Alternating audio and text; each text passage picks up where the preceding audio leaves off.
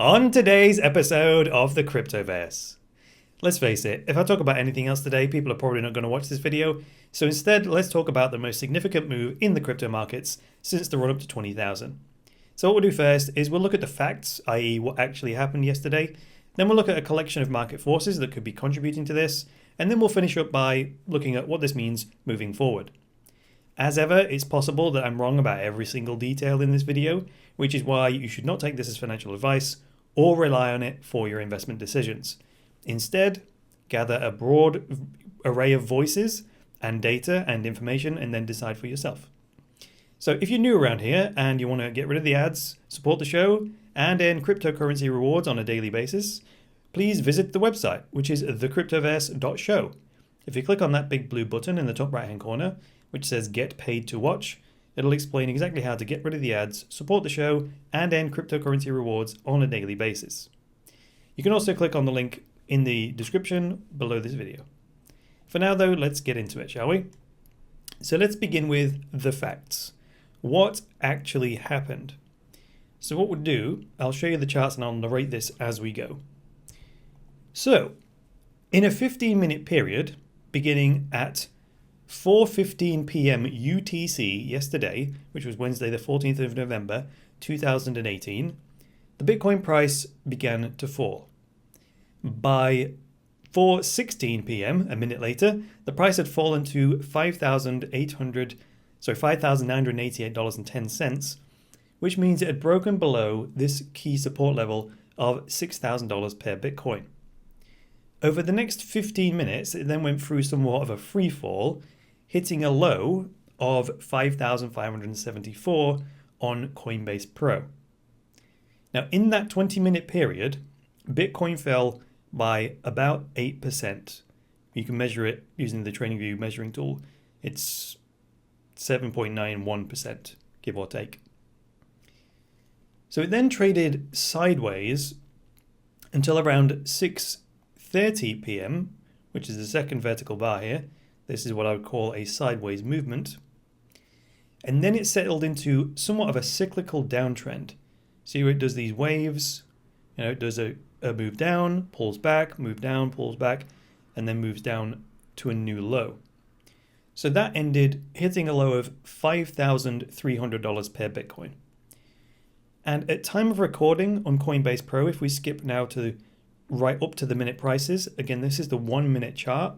So we're looking at a very detailed view here. The price did revisit 5,348 over the last couple of hours, but right now we are trading at 5,410. So close to the low, but not at the absolute low. So this is all Coinbase Pro data, which is where I'm getting the information from.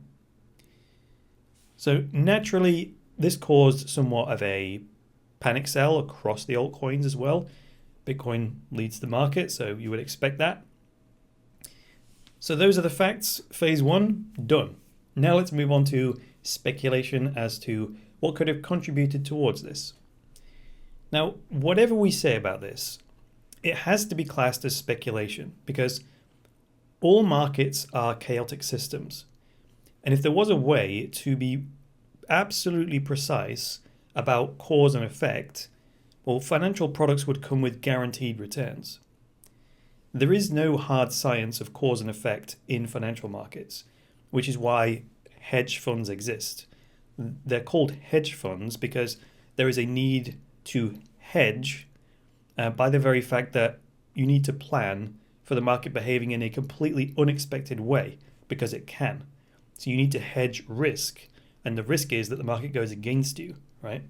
If you knew absolutely what was going to happen in terms of cause and effect, you wouldn't need to hedge because you would know exactly what was going to happen.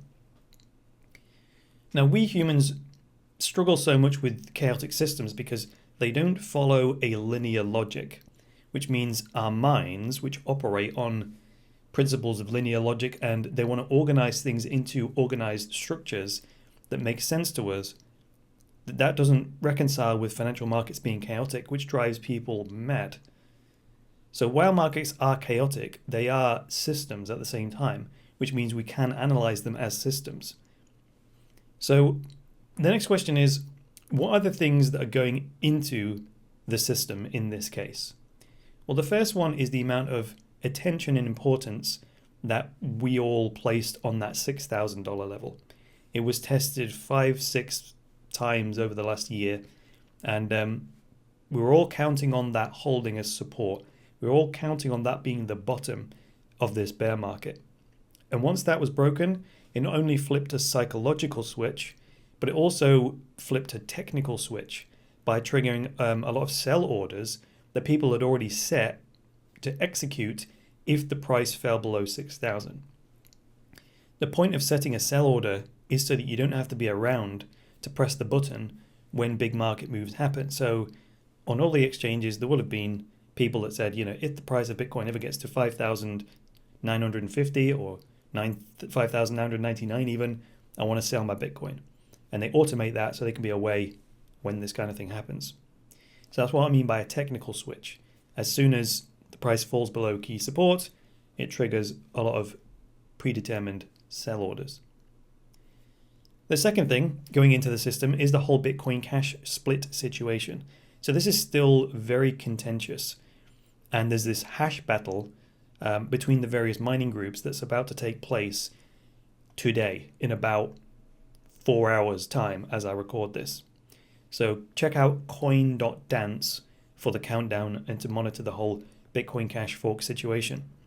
Now, I can't go into this now because I want to stay on topic, but there are indications that this whole mining battle may also result in mining attacks on altcoins that are outside the Bitcoin Cash ecosystem. So I imagine that's not pleasing the markets very much either, and creating a lot of fear and uncertainty. The third factor going into the system is market manipulation.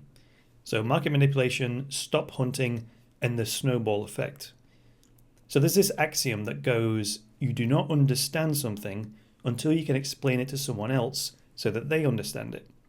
And this is the standard that I hold myself to whenever I am studying something. Until I reach that point where I can explain it to someone else so that they understand it, that's when I know I've got it. And if I can't explain it to someone else so they understand it, I need to go back and study some more. So I was speaking to a very dear friend of mine last night, and they wanted to understand the concept of market manipulation, especially when I told them that I thought that was one of the factors in the chaotic system that caused the price movements from yesterday. Now, by the end of the little speech that I gave to them last night, they did understand it. But it took me like an hour to explain it. And that was in a face-to-face interactive scenario where they had the opportunity to ask me questions in real time and get real-time answers. So that, plus reading the responses I got on Twitter yesterday, made me realize that attempting to explain the whole complexity of market manipulation strategies in a small segment of a YouTube video was just not going to work. So instead, I'm going to refer you to a video on the Data Dash channel called How Markets Are Manipulated, Crypto Uncovered Episode 1. So this is where Nick Mertin put a ton of work into explaining how crypto market manipulation works. So rather than inventing the wheel, I'm going to refer you to that. The final thing I will say about this whole situation is something I've been talking to my patrons about recently, which is where I observed the crypto community were forgetting that there is a final stage to the market emotional cycle. So here's probably my favorite diagram of this. It's a very simple one. This has been bounded around in the crypto space, over the last year to explain the crypto market and the emotional themes that come along with it. So what I saw a lot of talk over the past few months about capitulation. You may have even seen this in news headlines and talked about on forums and all this sort of stuff. And capitulation was spoken about as like, okay, we're in the capitulation phase. That means the next bull market is just around the corner. The problem I saw with that is that when you look at the market emotional cycle, there is one final phase that comes after capitulation before the cycle then repeats itself, and that's the despair phase. And I wasn't convinced that the market was in despair. Capitulation and despondency maybe, but not outright despair, right? It would take a lot more than just having a sideways movement around 6,000 for people to actually get to the emotional state of despair. So to my mind, a breakdown below 6K, like we saw yesterday and like we're at now, that may be enough to move the market into the emotional theme of despair, which ironically is a good thing. You know, back to the diagram again. Since we have to travel through this emotional territory of despair anyway, before the market can turn around and the cycle can repeat itself, the sooner we get through that, the sooner we can begin the next upward cycle. But that's all I've got for you today. So if you like this episode, go ahead and hit that like button. If you disliked it, hit the dislike button. Please leave me a comment below with some feedback, and I would very much appreciate it if you would get subscribed. Also be sure to check out my online store, which has a range of physical products that bear the Cryptoverse branding. I appreciate you doing that because your purchase from the online store will help to keep this channel going. Other than that, I'll be back with the next episode of the Cryptoverse. So until then, it's me, Chris Coney, saying bye for now.